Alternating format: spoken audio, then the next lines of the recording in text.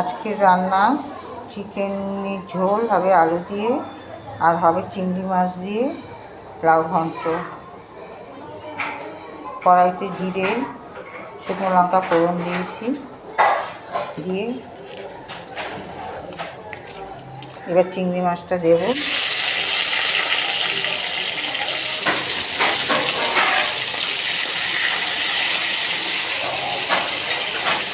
এদিকে লাউ কেটে রাখা আছে, লাউ একটু কম পড়বে বলে ছোটো ছোটো করে একটু আলু দিয়ে দিয়েছি। সম্পূর্ণ রান্নাটি দেখবেন, স্কিপ না করে। ভালো লাগলে লাইক কমেন্ট শেয়ার করে দেবেন। চিংড়ি মাছটা ভাজা হয়ে গেলে এখানে অনেকে মশলা দেয়, অনেকে দেয় না। আমি এখানে মশলা দেব। চিংড়ি মাছটা ভাজা হয়ে গেলে এর মধ্যে আদা টমেটো বাটা, আর তার মধ্যে দেবো জিরে গুঁড়ো, হলুদ গুঁড়ো, লঙ্কা গুঁড়ো দিয়ে মশলাটা দিয়ে এটা কষাবো। কষানো হয়ে গেলে তারপরে দেবো আলু, তারপর দেবো লাউ। চিংড়ি মাছ লাল লাল করে ভাজা হয়ে যাওয়ার পর মশলা আমি দিয়ে দিয়েছি, মশলা কষানো হয়ে গেছে। এবার দেবো লাউ।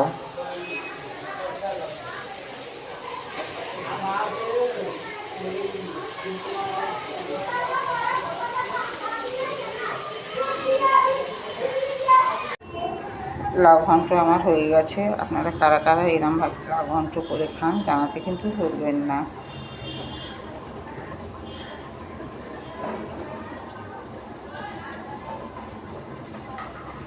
আর এই পাশে হচ্ছে চিকেন। লাউ ঘন্টটা এইদিকে সরিয়ে দিয়েছি, হচ্ছে লাউ ঘন্ট এখনও। এদিকে চিকেনটাও বসিয়ে দিয়েছি আমি, দুদিকে দুটো কড়া। চিকেনের পেঁয়াজ ছেড়ে দিয়েছি, লাল লাল করে ভাজা হচ্ছে। চিকেনটা 8 ঘন্টা আগে দই আর সর্ষের তেল মাখিয়ে রাখা হয়েছিল, আর এখানে আলু ভেজে তুলে নিয়েছি। এবার চিকেনটা এর মধ্যে ছাড়বো।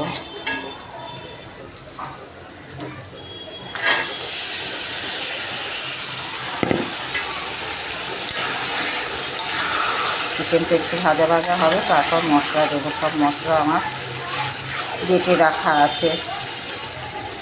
একটু ভাজা ভাজা হয়ে গেলে তারপর মশলাটা দেবো।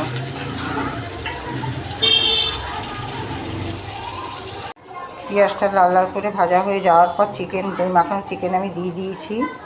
প্রচণ্ড জল বেরিয়েছে, তার জন্য আমি এখানে আলু আর বেটে রাখা মশলা আমি দিয়ে দিয়েছি। এর মধ্যে বেটেছিলাম জিরে, ধনে, লঙ্কা, আদা, রসুন, পেঁয়াজ আর একটু ছোটো একটা টমেটো, সমস্ত কিছু আমি বেটে নিয়েছি, নিয়ে এর মধ্যে দিয়ে দিয়েছি। এবার কষানো হবে।